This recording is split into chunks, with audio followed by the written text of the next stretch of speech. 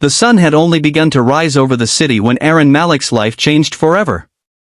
The streets were washed in a pale golden light, the kind that usually gives hope, but that morning it witnessed something different, something unfair, unexpected, and painfully human. Arin, a quiet single father in his mid-30s, walked briskly through the industrial parking lot toward the factory where he had worked for almost a decade. His lunchbox dangled from one hand, and a crumpled school drawing from his daughter, 4-year-old Isha, peeked from his shirt pocket like a fragile reminder of why he pushed through every hardship. But just as he stepped inside the main gate, he noticed a woman struggling near the sidewalk, clutching her stomach, breathing unevenly, and clearly in distress. She was pregnant, alone, and frightened. And in that moment, Arin did not think about timecards, supervisors, or the warnings he had already received about being late. He thought only of helping. If you believe kindness and second chances matter in this world, please like, comment, share, and subscribe to Stories of Kindness. Your support helps us bring more real, emotional stories to life. Arin rushed to the woman, who introduced herself as Tara, though her voice trembled with pain. She looked like she had been walking for a while in the heat, her face pale and strained. Without hesitation, he guided her to a bench, offered her water, and insisted on taking her to the clinic down the street.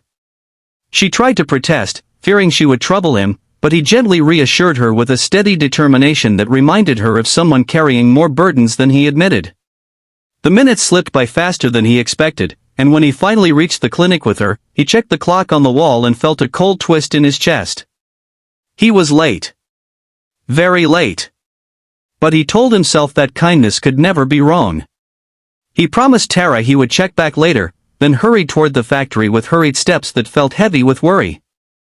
As he entered the gate, the supervisor stood waiting, arms crossed, face set in unyielding lines.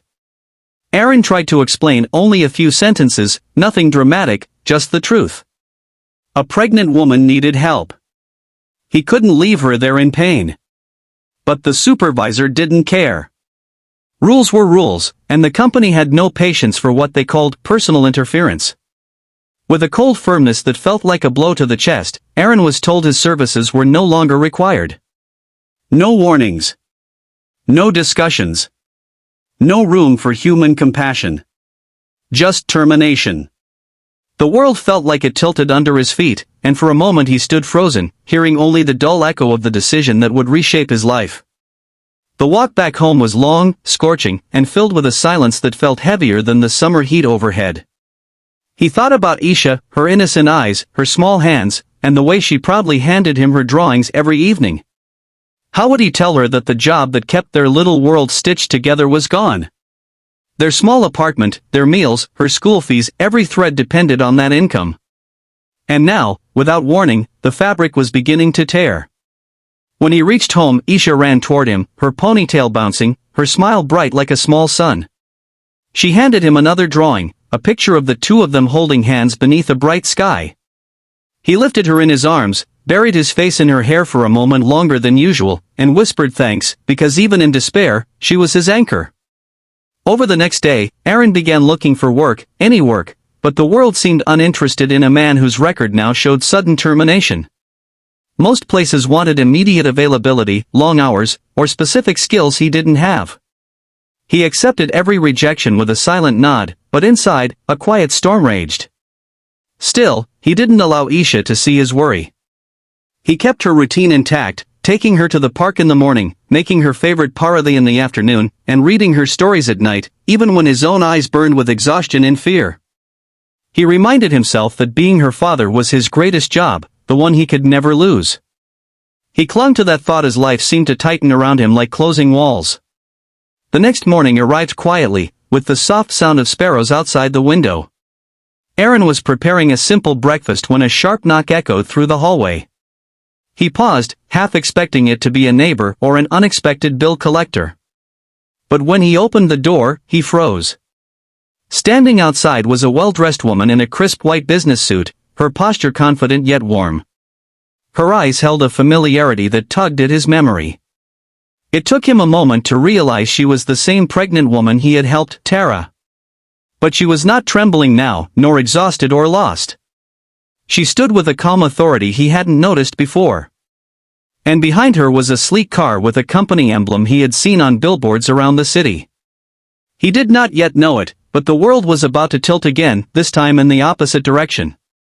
Tara smiled as she stepped forward, explaining that she had come not as someone he had helped, but as the CEO of Craynova Industries, a major corporation known for its social impact projects. She shared how she had been on her way to an important meeting when she experienced sudden pain, forcing her to stop and walk. Dozens of people passed her without a glance, except Arin. He was the only one who cared. And when she learned the cost of his kindness, the job he lost because of her, she felt a responsibility she couldn't ignore. She had been searching for him since the previous day, determined to make things right. Her words flowed with sincerity, not pity. She didn't want to offer charity, she wanted to offer appreciation, respect, and an opportunity that matched his heart. Arin listened quietly, overwhelmed, unsure if he was dreaming. Tara told him that her company valued compassionate leadership, and she believed he possessed the kind of integrity they needed. She wanted him to join their employee care division, a department dedicated to ensuring workers' well-being, an area led by empathy, fairness, and genuine concern. She believed he would be the perfect fit. His knees nearly weakened at that moment. A real job. Stability. A chance to rebuild. But more than that, the validation of his belief that kindness mattered even when the world punished it. The first few weeks in his new role felt surreal. Arin was welcomed with respect, trained patiently, and trusted with responsibilities he took seriously. He learned to listen to employees who felt unheard, support those facing personal struggles, and create small reforms that improved their working environment. Every day, he left work with a quiet satisfaction he had never felt at the factory.